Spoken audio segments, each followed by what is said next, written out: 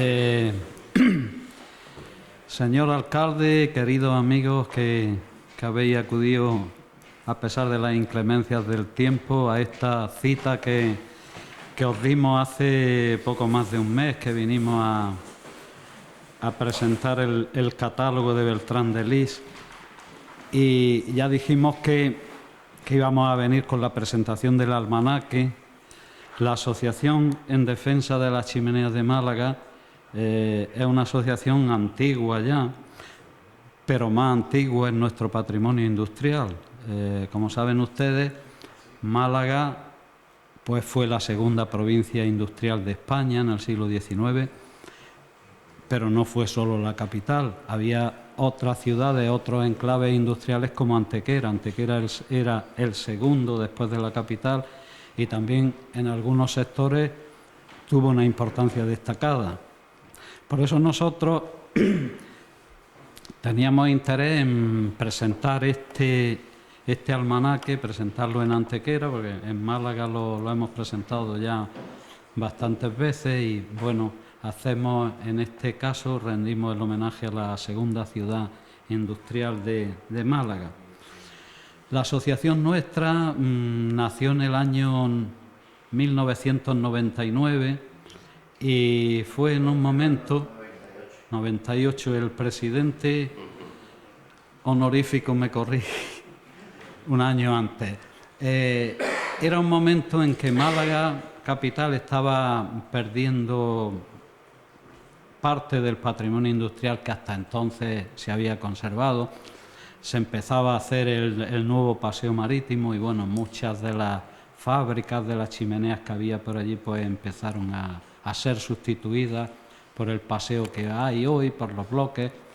Y entonces, desde la Asociación de Vecinos de allí de Huelin, pues antiguos trabajadores salieron a defender la chimenea de los guindos, y ahí empezó también la asociación. Se decidió crear una asociación para defender el patrimonio industrial de Málaga y de su provincia.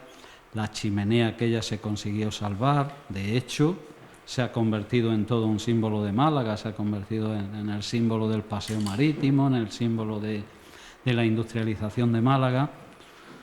Y bueno, se consiguió salvar algunas chimeneas más y ese fue el origen de nuestra asociación. Nuestra asociación defiende, aparte de que nos llamamos la Asociación en Defensa de las Chimeneas y el Patrimonio Industrial, defendemos no solo las chimeneas, sino todo lo que hay referido a aquella época tan importante para nuestra provincia. Hay otros edificios, hay máquinas, hay documentación, hay fotografías, hay muchas cosas que nos sirven para reconstruir aquel momento tan importante para nuestra provincia. Tenemos varias publicaciones, de hecho ya contamos con una aquí en Antequera, de la que estamos muy contentos, este catálogo de Beltrán de Lis. Pero en todas estas publicaciones desde el principio le dimos mucha importancia a una cosa tan sencilla como es un almanaque, porque pensamos que en una época en que, bueno, ahora se lee menos, quizás instrumentos como este nos pueden servir también para conseguir unos objetivos que son el que nuestra gente vaya conociendo su pasado industrial.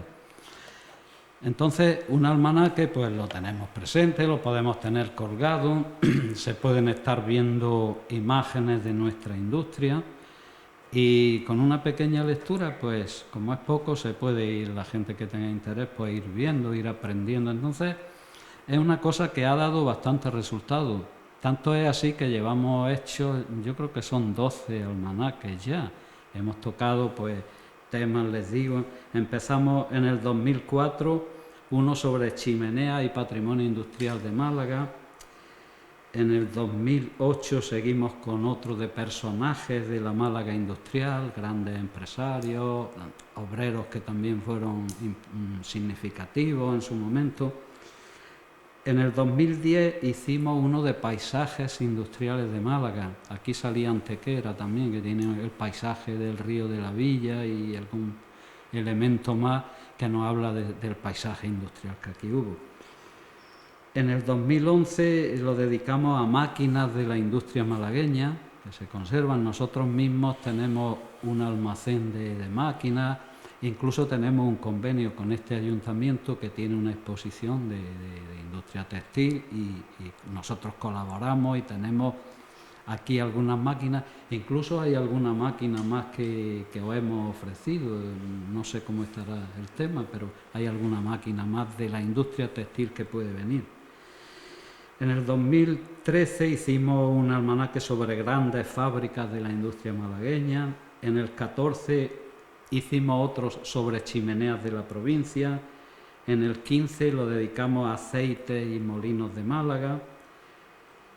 En el 16 dedicamos el almanaque al 150 aniversario del ferrocarril en la provincia. En el 17 lo dedicamos a la Costa del Azúcar, que aunque hablábamos de costa, también salía Antequera con su azucarera, aunque el almanaque se titulaba Costa, pero aquí sin ser tanta costa también salía. En el 18 hicimos un almanaque dedicado, fue el año europeo del patrimonio, y entonces hicimos un almanaque en que salían también chimeneas de España y chimeneas europeas como símbolo.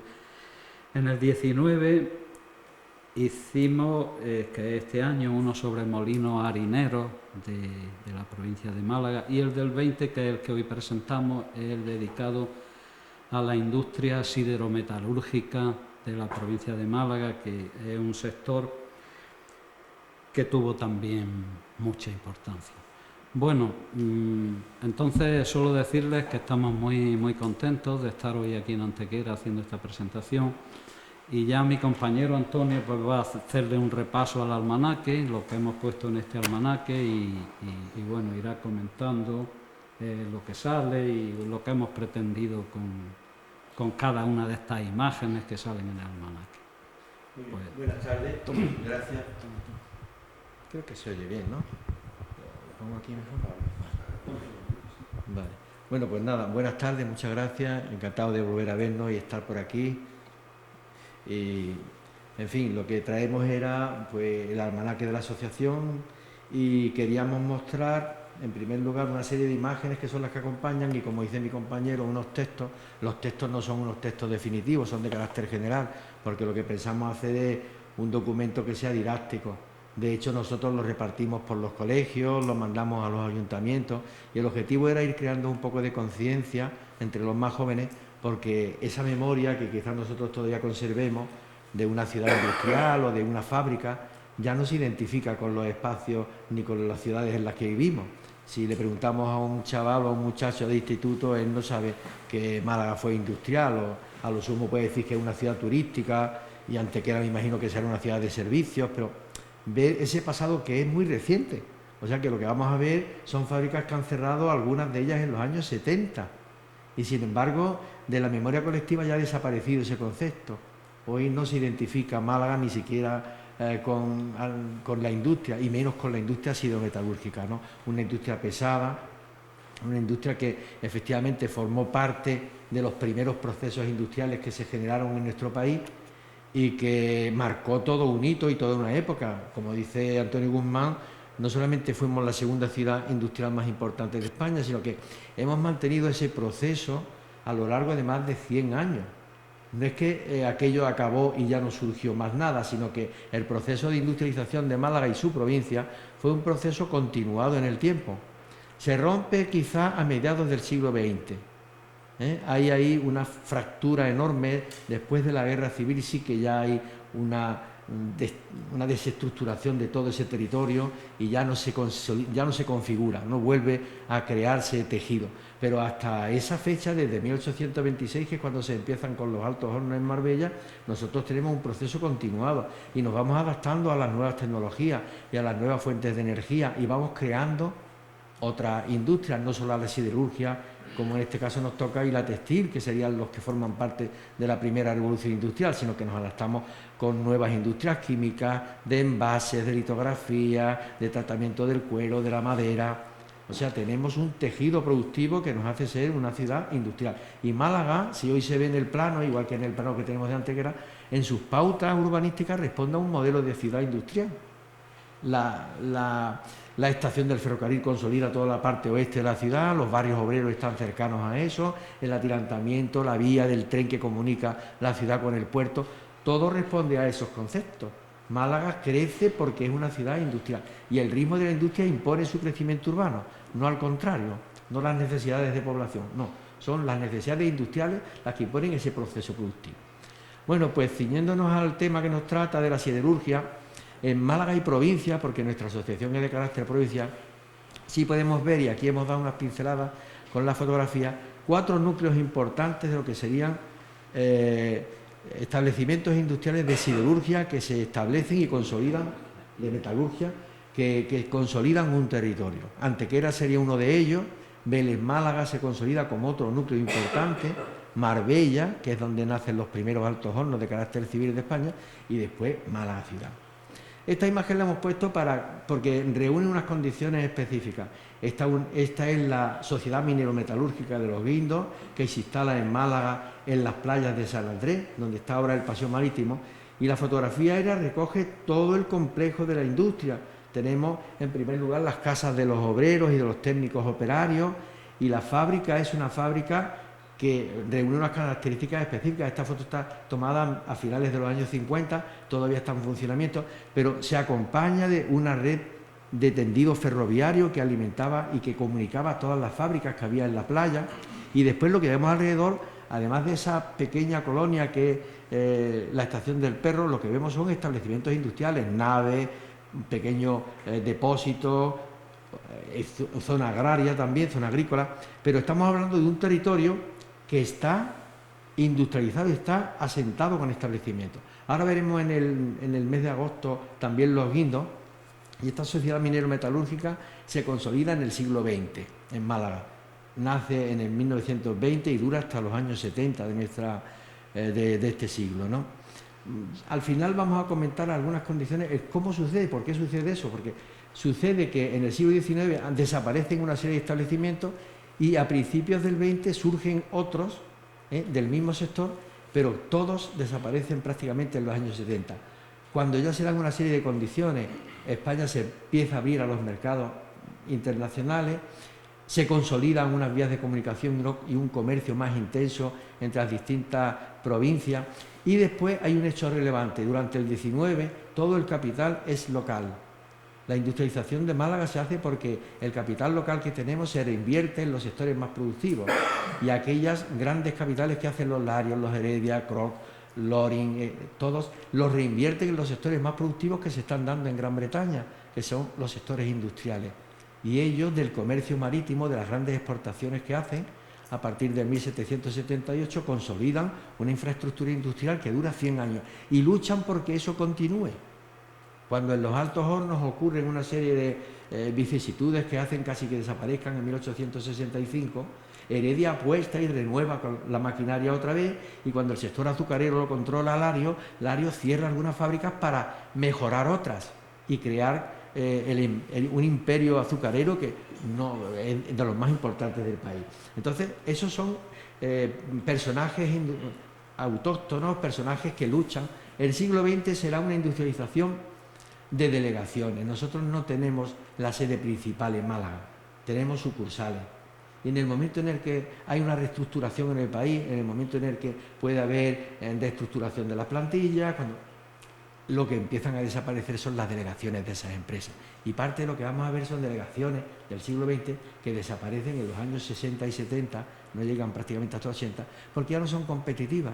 La central seguirá en Madrid, seguirá en Barcelona, en Bilbao, en donde sea, pero ya Málaga no adquiere esa categoría de espacio industrial y vamos perdiendo progresivamente todo ese tejido, ¿vale? Bueno, pues esta es la industria siderometalúrgica, esto es capital alemán, se constituye como una empresa en Madrid, y precisamente aquí lo que van a tratar es la galena de unas minas de la Carolina para obtener plomo y por derivación del plomo también plata.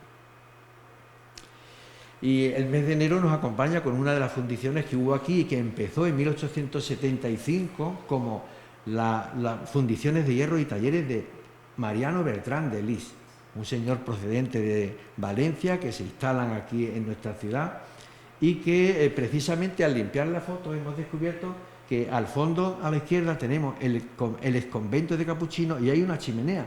Posiblemente sea esa la chimenea de la fundición de Mariano Bertrán de Lis.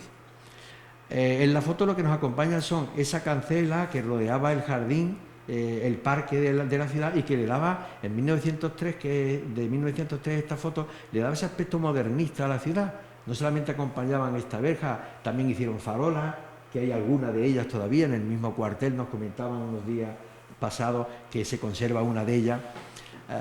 Antequera en el principio del siglo XX adquiere un carácter de ciudad cosmopolita, moderna, progresista, ¿no?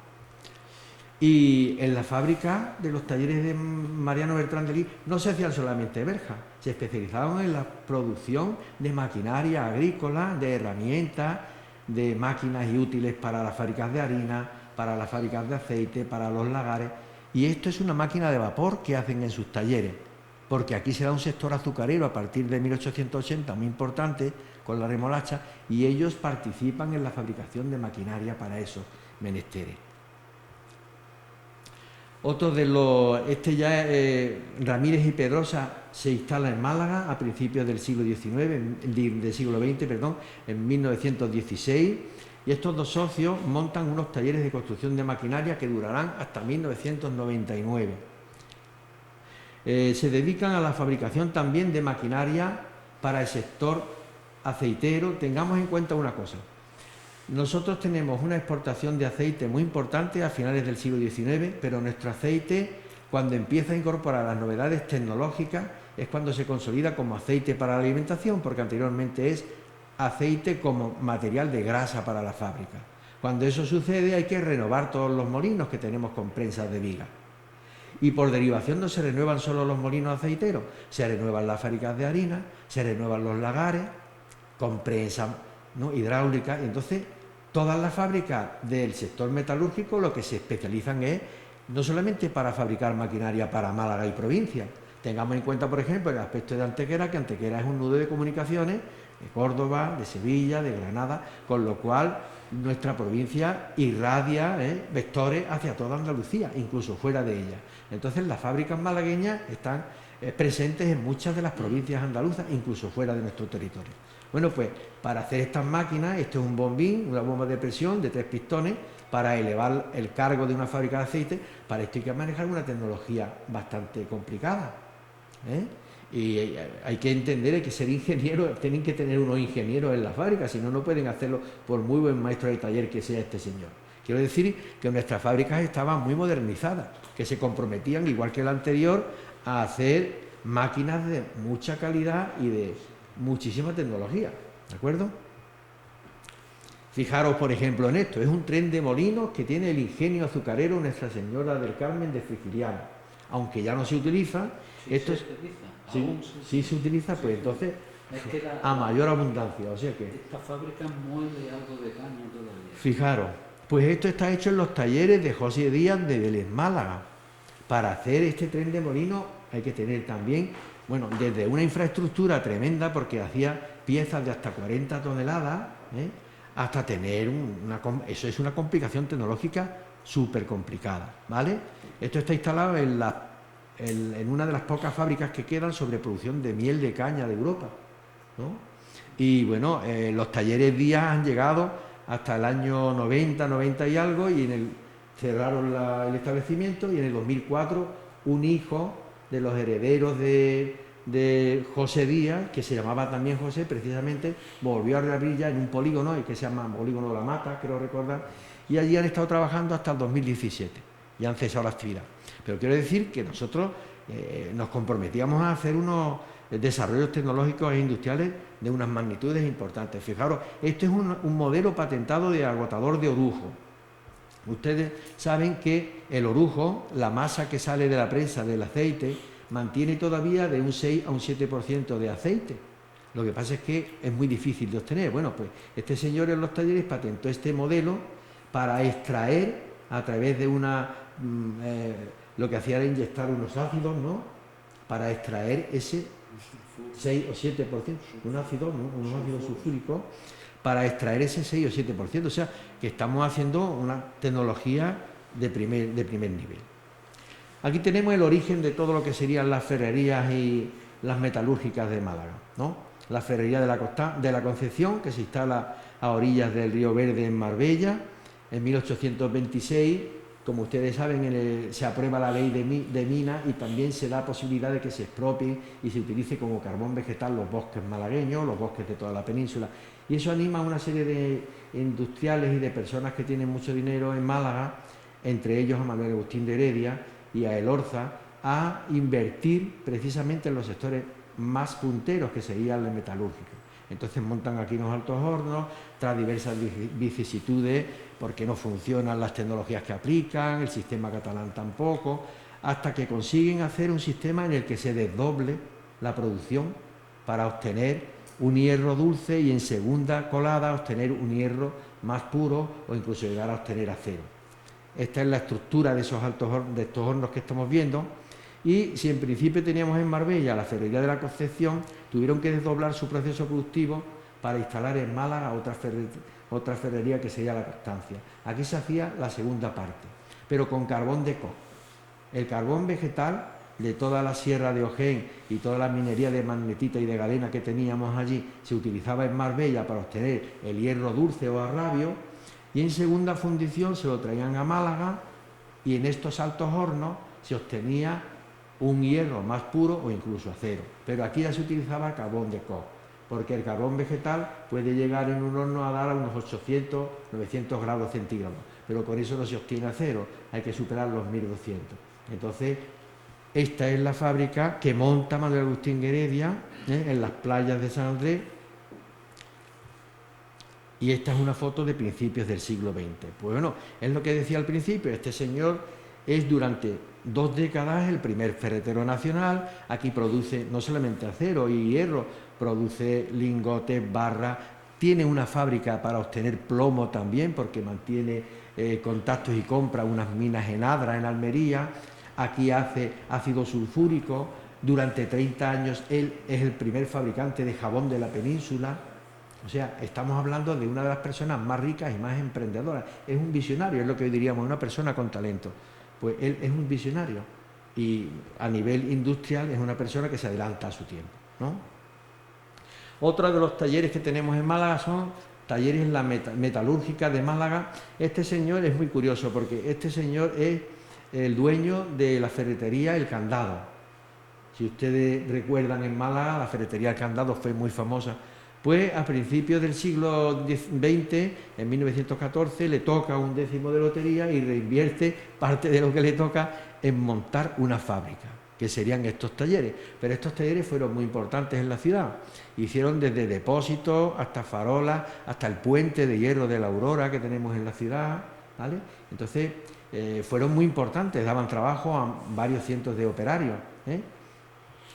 Y aquí tenemos los depósitos de calza que había en la ronda intermedia, que lo hicieron ellos en los años 30.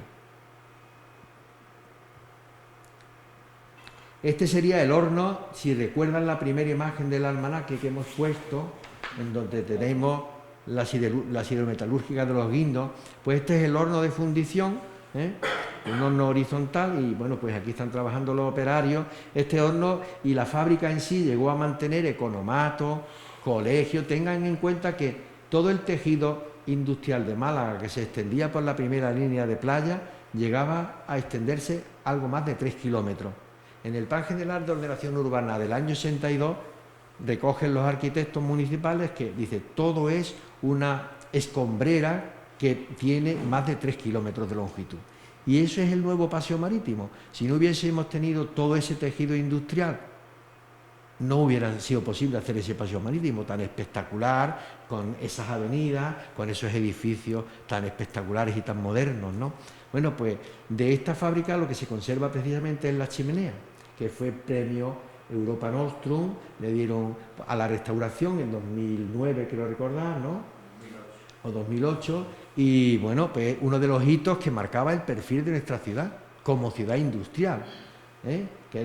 Recordamos, por ejemplo, lo que Thomas de Bary, un visitante de Manchester hace a mediados del siglo XIX, y dice que cuando uno llega a Málaga no entiende que haya llegado al sur de España. No da esa sensación, porque el humo, las chimeneas del perfil de la ciudad, incluso el habla entre los malagueños y muchos que no son ingleses también lo dominan, te transporta y te da la idea de que estás en otra ciudad y no en el sur de Europa. Esa era la imagen que teníamos nosotros a mediados de siglo. Esta es la imagen que hay a finales de los años 80, de la playa de la Misericordia, la playa San Andrés y de la Misericordia. Todo eran establecimientos industriales, al fondo tenemos la chimenea de los Guindos, pero ya están todas las fábricas en ruinas. Aquí en primer plano tenemos la Cross, que también se instaló allí, una fábrica de productos químicos, abonos, superfosfatos, amoníacos, ¿vale?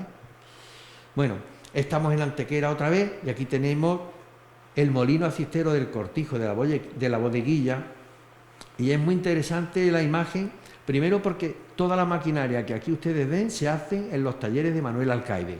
Manuel Alcaide, junto con Beltrán de Lis y Luna, son los tres metalúrgicos de la ciudad, pero ellos arrastran a una serie de industrias auxiliares. Cuando nosotros hemos estado trabajando el catálogo de Beltrán de Lis, hemos hecho un estudio preliminar y Antequera tenía un tejido increíble del sector metalúrgico, que es el que nosotros hemos estudiado solo. Me imagino que en el sector textil, que es el que más privilegio tuvo, porque ya tenía concesión desde el siglo XVIII, bueno, pues durante el siglo XIX aquí había como mínimo 9 o 10 talleres auxiliares, ¿te acuerdas, Antonio? Sí, sí. Teníamos desde fraguas de gran calidad, artesanos que hacían rejas, balcones.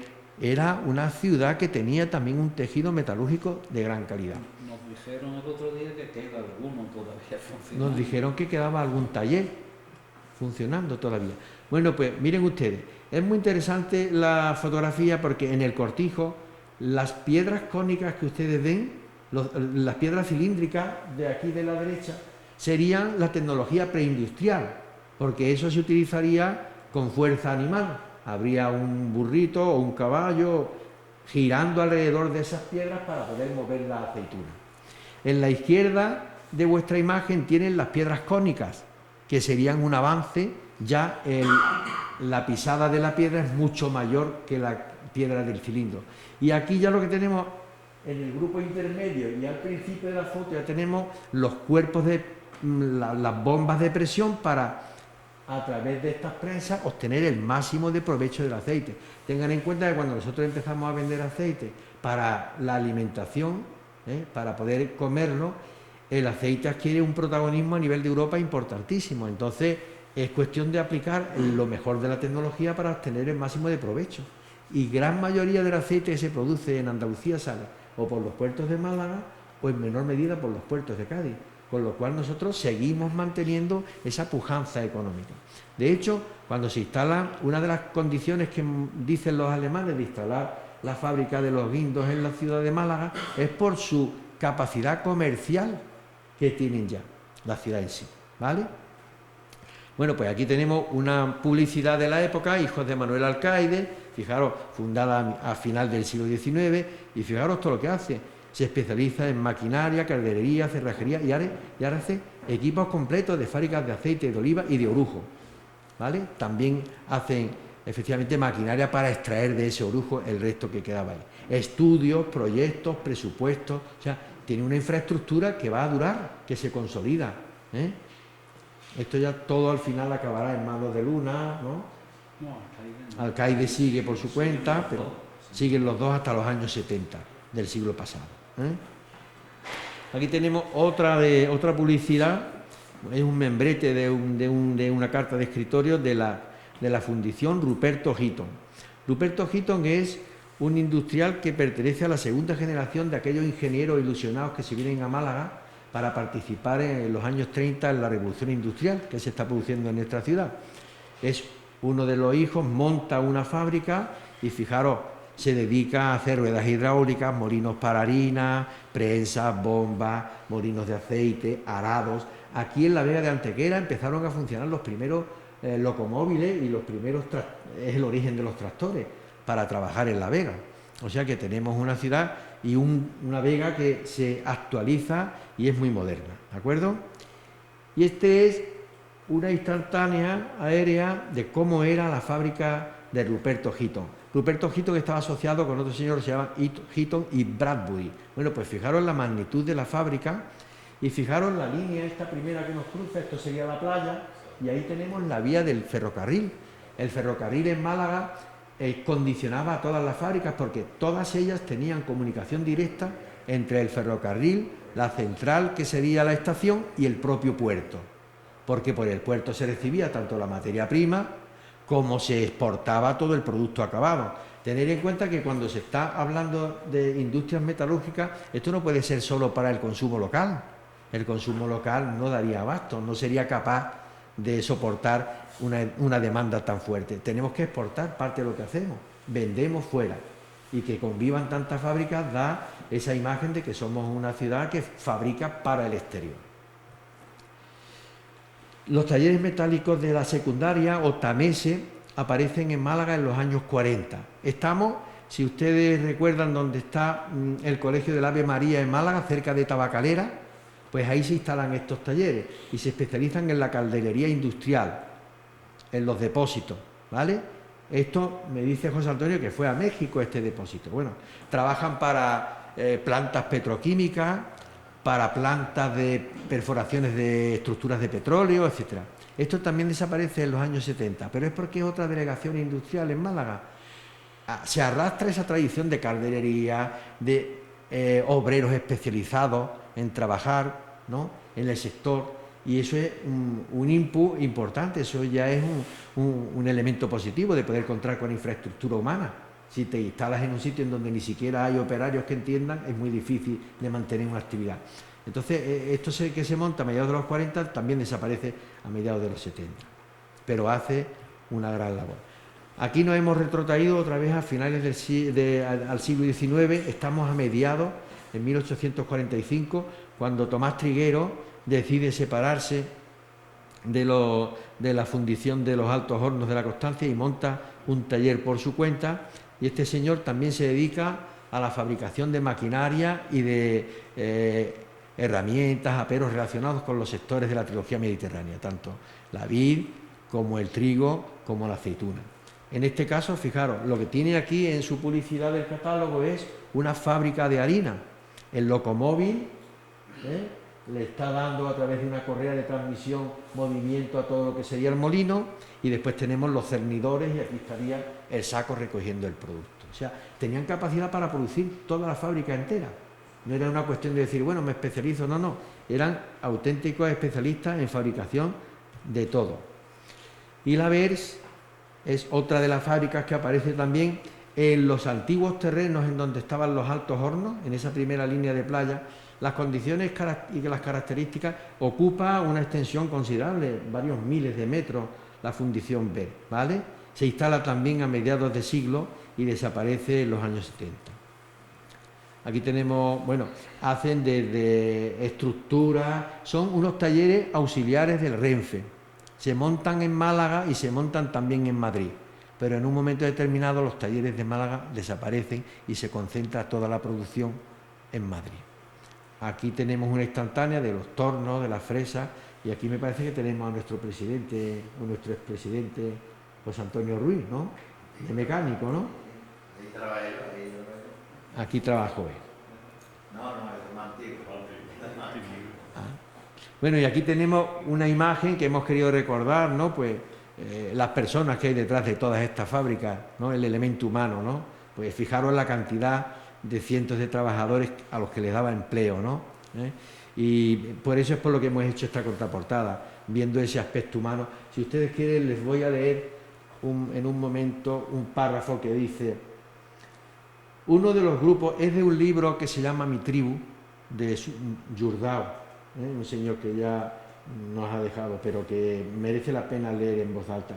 Dice: uno de los grupos de obreros malagueños más sufridos con su trabajo, indudablemente fueron los de la fábrica del plomo de los Guindos, sobre todo por el alto índice de toxicidad que tenían los materiales que manipulaban. Francisco Jordao, que es el autor, fue un antiguo obrero de la fábrica y contaba en uno de sus libros que un vecino de Canillas de Aceituno consiguió colocar mucha gente de su pueblo para la construcción de la fábrica, pensando que después se quedarían trabajando en ella. Pero durante la construcción les dijeron que de plomo se morían las personas. Así que cuando terminaron las obras se fueron casi todos. Para poner en marcha la fábrica, hubieron de contratar personal especializado en linares y la gran mayoría de contrataciones las buscaron de la playa y del campo. Los grandes problemas que se le presentaron a la plantilla durante los años de actividad de la fábrica y ante la poca cobertura social de entonces, lo fueron resolviendo con la solidaridad de los propios trabajadores y sus familias, unas veces organizando colectas para recoger dinero, otras compartiendo un plato de comida. Facilitado todo ello por el hecho de compartir barrios, economatos, escuelas y tabernas. Su historia nos la recuerda a diario su gran chimenea, testigo de ese pasado y símbolo principal del nacimiento de nuestra asociación. Pues ahí lo dejamos, amigos. Muchas gracias y espero que sea de interés para vosotros.